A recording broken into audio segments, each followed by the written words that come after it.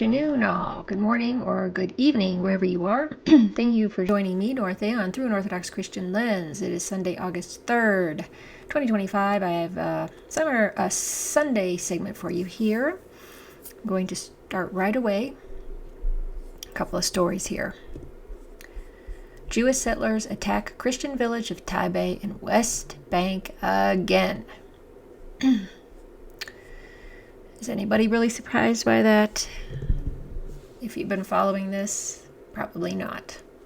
Jewish settlers attacked the Palestinian Christian village of Taibeh in the West Bank overnight Sunday into Monday, torching 2 vehicles and spray painting, threatening graffiti, and another assault on the only fully Christian Palestinian town remaining in the occupied territory. This was on July 29th.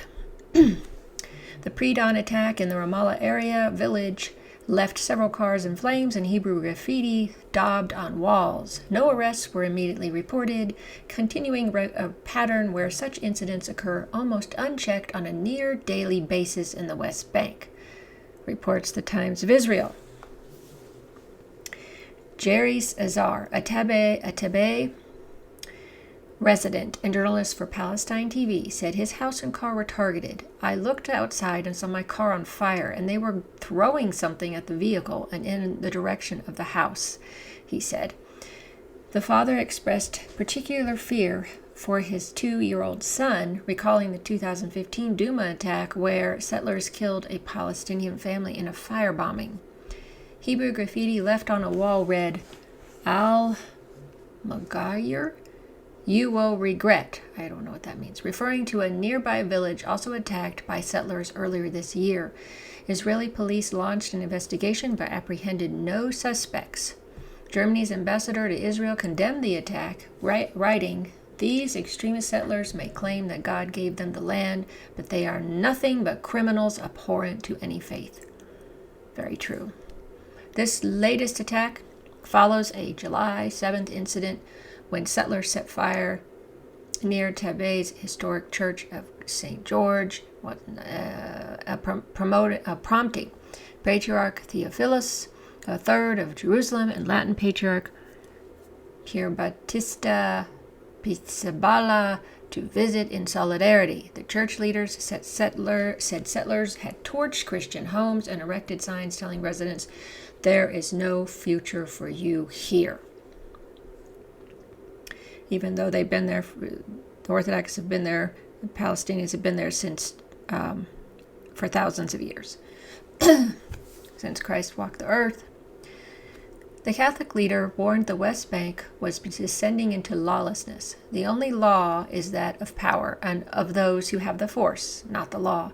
Taibeh, home to about 1,300 mostly Christian Palestinians, represents part of approximately 50,000 Christian Palestinians remaining in Jerusalem and the West Bank. The targeting of Christians has drawn U.S. attention, with Ambassador Mike Huckabee visiting Taibeh earlier this month. Yeah, and what are they actually doing about it?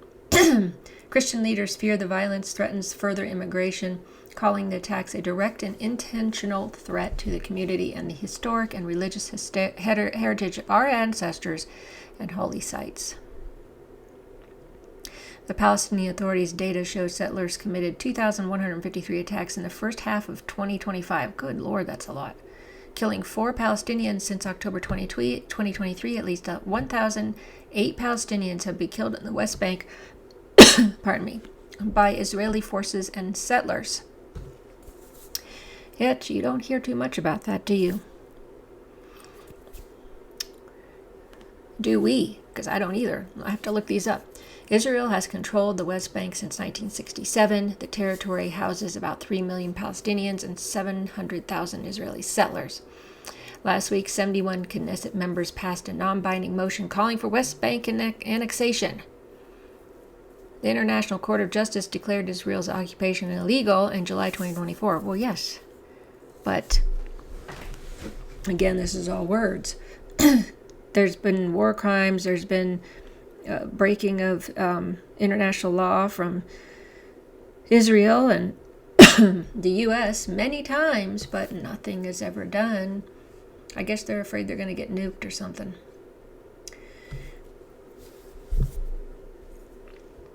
So here's their statement from Patriarch of Jerusalem and other Christian leaders in the Holy Land. They issued this statement condemning the violence. We, the patriarchs and heads of churches in Jerusalem, express our profound concern and unwavering condemnation following yet another violent assault that targeted the West Bank Christian town of Tabay. Several vehicles were set ablaze and hateful graffiti was sprayed, an unambiguous act of intimidation directed at a peaceful and faithful community rooted in the land of Christ. This grievous incident is not an isolated occurrence. It forms part of an alarming pattern of settler violence against West Bank communities, including their homes, sacred spaces, and ways of life. Only days ago, settlers forcibly entered Tabay, herding livestock into the heart of the town. Masked individuals, some armed, others on horseback, roamed the streets, spreading terror and threatening the sanctity of daily life. Fire reached the very walls of the ancient church, a living testament to the Christian faith's enduring presence in the Holy Land. We regret that official Israeli police statements reduced the matter solely to property damage, omitting the broader context of systematic intimidation and abuse. These omissions distort the truth and fail to address violations of international humanitarian and human rights law, including the right to religious freedom and the protection of cultural heritage. Of additional concern is the reactionary disinformation campaign by Israeli settler-affiliated groups launched in response to recent diplomatic visits to Tabay. Rather than addressing the grave violations occurring, these narratives seek to discredit victims and diminish the significance of international solidarity. Such distortions aim to deflect to scrutiny and sanitize criminal conduct in violation of international norms. We are gravely troubled by the prevailing climate of impunity, which undermines the rule of law and jeopardizes peaceful coexistence in the land of the resurrection. The lack of accountability not only threatens Christian communities, but also weakens the moral and legal foundations that uphold peace and justice for all. We demand the Israeli government to act with moral clarity and commitment to hold accountable those responsible for these crimes without delay, to ensure effective and consistent protection for the people of Tabay and all vulnerable communities, to uphold its obligations under international law and guarantee equality before the law. We extend heartfelt gratitude to the diplomatic missions and international partners who have visited Tabay and stood in solidarity with its people. Your presence offers hope and moral strength. We urge you to continue your support. The aggression persists, and so must our united vigilance and prayer for peace rooted in justice. So, I don't know if this has been reported on mainstream media, which I don't know, probably not, or any other media in the U.S., I don't know. But I am putting this out here because I tend to look into things about my church, wherever it is in the world. So, this, of course, is still going on, and it has for years and years and years, but it's important to see that after Huckabee visited, and he had this tough talk, but, these settlers don't care. And they're not settlers, they're invaders. These Jewish settlers, invaders, they don't care about this stuff. They just want to take over the land because they're extremists and they think they own it. It belongs to them. And so that's the problem. The other story along the same lines is another U.S. citizen killed by Israeli settler in a settler attack in West Bank. Relatives of slain Chicago resident Kamis Ayad urged Trump administration to launch probe into 40-year-old's killing. Well, we know where that's going, right? This was reported on August 1st. The family of the United States citizen who was killed in a settler attack in the occupied West Bank is calling on the administration of President Donald Trump to open its own investigation into the incident. Pardon me. Relatives of Kamis Ayad, 40, who died in the town of Silwad, north of Ramallah, on Thursday, confirmed on Friday that he was an American citizen and called for justice in the case. Ayad, a father of 5, and a former Chicago resident, was the second U.S. citizen to be killed in the West Bank in July. Earlier that month, Israeli settlers beat 20-year-old Sefala Mosalet to death in Sinjil, a town that neighbors Silwad. I did report on this when that happened, not too long, a few days after that. So, standing alongside Ayed's relatives, William Asfar, the operations coordinator for the Chicago chapter of the Council on American Islamic Relations, described the killing as murder. We demand a full investigation from the Department of Justice, he said. An American citizen was killed. Where's the accountability? According to Mahmoud Issa, the slain 40-year-old's cousin, settlers torched cars outside Ayed's home around dawn on Thursday. He woke up to put out the fire, but then the Israeli army showed up at the scene and started firing tear gas in his direction. The family believes that he died from inhaling tear gas and smoke from the burning vehicles. Oh, so can't go in there, but he, yeah. So, do you all think anything's going to happen on this? I don't think so. This thing might end up playing when I get out of here, but I'll try to shut it off if it does. Do you all think anything's going to be done about that? Do you really think anything's going to be done? I don't. Because the people in our government, those with the power and in charge, as well as in the Israeli government, they don't care about their own people, let alone, they obviously don't care about the people that aren't part of their group in Israel, if they're not Jewish, but they don't care even about their own people, and neither does our country's people in power. They don't really.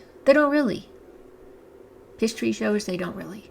So the last story is going to be on a more positive, upbeat note. The day of the baptism of Rus in Chersonis. So on the night of July 27th to 28th, in the enormous new Chersonis complex in Sebastopol, Crimea, an all-night vigil with divine liturgy was served to honor Saint Vladimir and the baptism of Russia.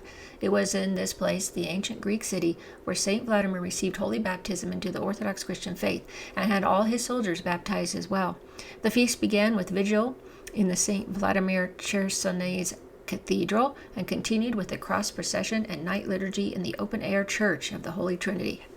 After the end of the services, everyone present was treated to a festival meal in the Byzantine Quarter. All in all, over 4,000 people were served. New Chersonis itself celebrated its first anniversary on that day. The New Chersonis Museum Church complex spans about 24 hectares, featuring 140,000 square meters of constructed museum and cultural facilities. It is wonderful to see so many Orthodox Christians from all over assembled here tonight to celebrate our Godfather, Saint Vladimir, and the baptism of Russia, exclaimed His Eminence, Metropolitan Tikhon of Simferopol and all Crimea, who presided over the services and solemnities. I'm just going to play this. It's a short video. I found it really nice. Beautiful. See, here it is.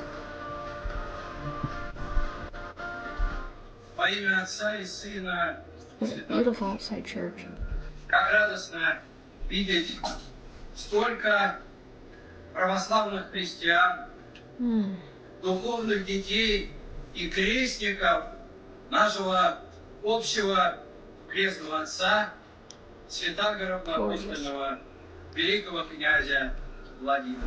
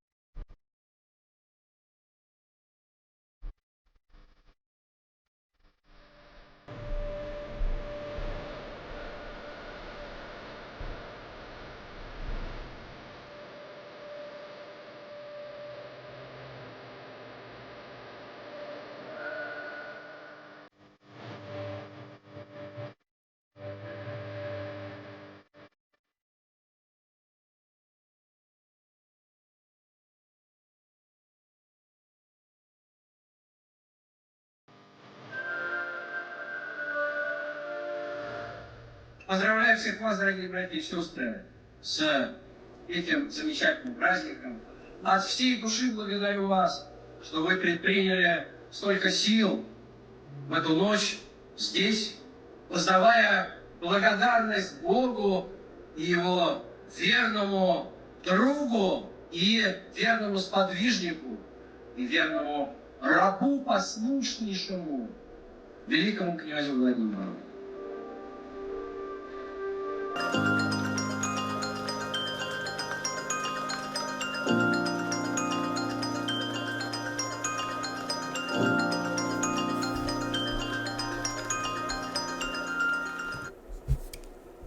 Wow.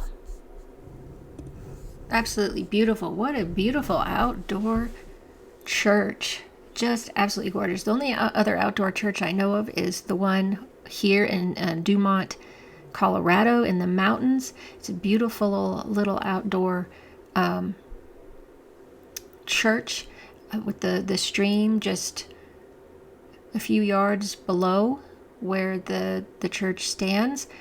They have like at least two large trees that are kind of like posts between in the altar area, but the iconostas area. It's really awesome. That is the Saint Anna's. So it's very interesting to see they're celebrating the baptism of Russia when that happened, and Saint Vladimir, I think it was Prince Vladimir. In any case, I think that's what it even said. But anyway, I wanted to share these stories with you today. Some not so great, but ended on a higher note. I hope you all are having a wonderful Sunday. And thanks so much for watching. Until next time.